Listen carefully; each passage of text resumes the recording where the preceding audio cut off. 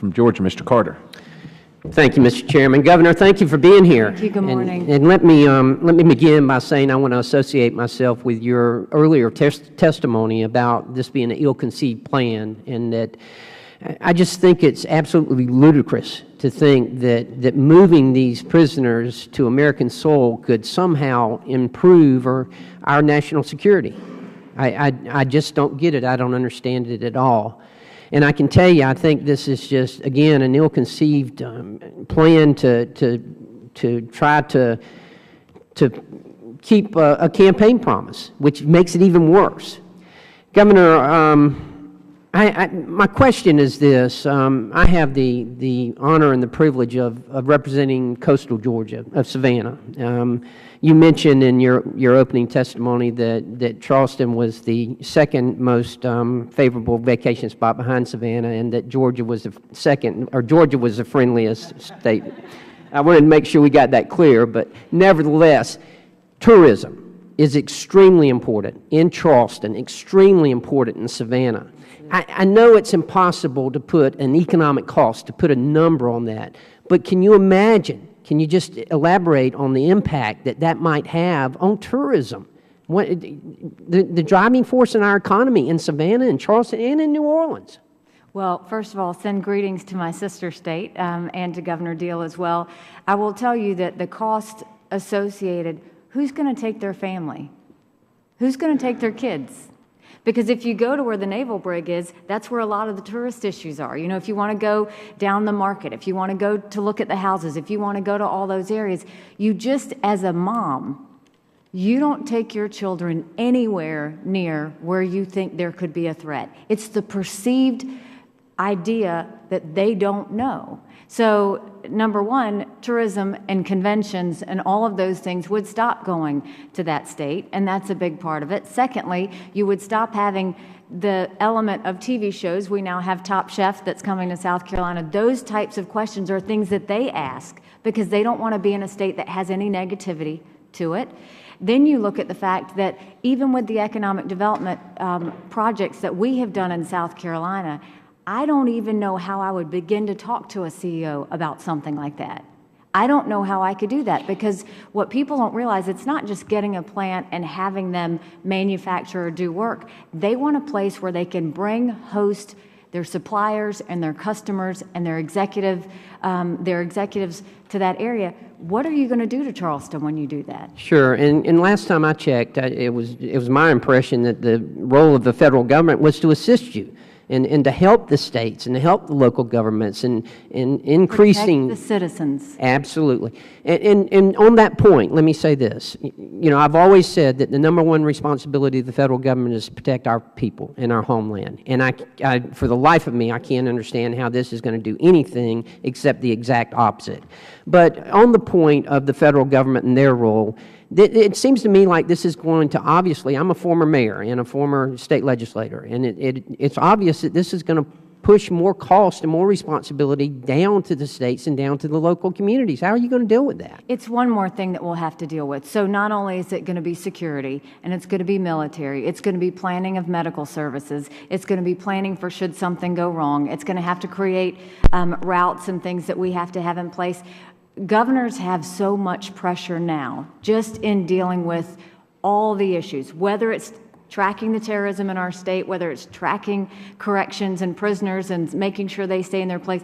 This is a whole nother level of threat that we would have to start doing. So trying to track the costs of this, I don't know what it is, but again, even if it was zero, even if they agreed to pay us, cost is not an issue on this. This goes far beyond cost. Absolutely. I couldn't agree more. And you know, to the point about, and you've brought it up a number of times during this testimony, about protesters and about the propaganda portion of it. Obviously, in today, you know, we're an immediate newscast. I mean, this is being tweeted right now, I can assure you. So the propaganda is a concern. It's got to be a concern of all of us, and certainly I know it's got to be a concern of you as a governor. I don't disagree with President Obama about the propaganda of Guantanamo. Sure. I think wherever you move the location, you are creating that same propaganda. It doesn't change anything. Not at all. Well, again, let me thank you for addressing this and for making the point succinctly that you have have, that it doesn't matter what state this is. It doesn't matter what city this is. We don't need this on our homeland. The number one responsibility of the federal government is to protect our homeland, not to bring these people over here. Don't we understand that that's what the people are saying? No, we don't want them over here. I will stand side by side with any governor that has to deal with this. Thank you, Governor. Thank you for your testimony. Chair thanks the gentleman. The Chair now recognizes the gentleman from Georgia, Mr. Loudermilk. Thank you, Mr. Chairman, Morning. and thank you, Governor, Thank for being here. Just as a side note, all of my family is from Walhalla, South Carolina. So there you go. We will take good care of them. All right. Could you answer, in your opinion, why are we currently keeping the detainees at Guantanamo Bay instead of originally just bringing them to the U.S.? I mean, I think if you look at what the thought process was, anyone that was involved in a terrorist act or anyone that could possibly, that was in war, that could possibly do something of a terrorist attack, we put them there for a reason, and that was to keep the people of the United States safe. Because they are threats to Because they are absolutely threats to the American people. So the idea was to keep them off of U.S. soil in the case of escape or any other action. In fact, speaking of escapes, they do happen. In 2010, we had 2,500 escapes in the United States. In 2011, 3,100. In 2012, 2,500. And in 2014, over 2,000. So escape is something that we must be concerned about. It's something that we deal with in South Carolina, and every governor deals with across this country. And Mr. Richmond brought up, or I'm sorry, the ranking member brought up the case of the shooting in South Carolina. That was an American citizen who was under your legal jurisdiction, correct? That is correct. So we would be adding more perpetrators into your state that aren't necessarily under your jurisdictional boundary. That's exactly right. Increasing the threats, of which we already have threats in this nation. There's another aspect of this is Charleston or South Carolina ever susceptible to natural disasters, Yes, of course. such as hurricanes? Yes. Has the administration addressed at all an evacuation plan or the security risks should you have to evacuate a detention facility in the case of a hurricane? Well, we would have to do that. If that happened, we would have to certainly figure out how we were going to do that. And that, again, creates not only more security, but where do you go? What do you do with a terrorist like that? Yeah. And of course, that would have an impact on you, not only the cost to the state, but taking resources away that should be there helping citizens of South Carolina to escape the disaster. The problem is, what answer do I give to the people of South Carolina? Because those are the questions they're going to have, and no answer I can give them is ever going to be good enough. There's one other area that this brings a threat that I haven't heard many talk about, and that is the threat of additional terrorist attacks because you are housing known terrorists.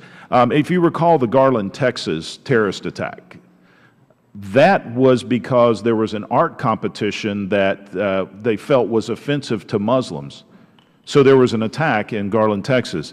Would you anticipate that ISIS, Al-Qaeda, Hamas, Hezbollah, we can go down the list of those that threaten the United States and our security, our safety, our people, would that not increase the risk of soft target attacks in South Carolina because you were housing known terrorists? And I think I was respectfully trying to tell the ranking member and Mr. Richmond exactly why that's a concern, is because if it's there, I'm already dealing with FBI and SLED on issues that we know we may have in South Carolina, and watching people who may want to do things in relation to all of those terrorist groups.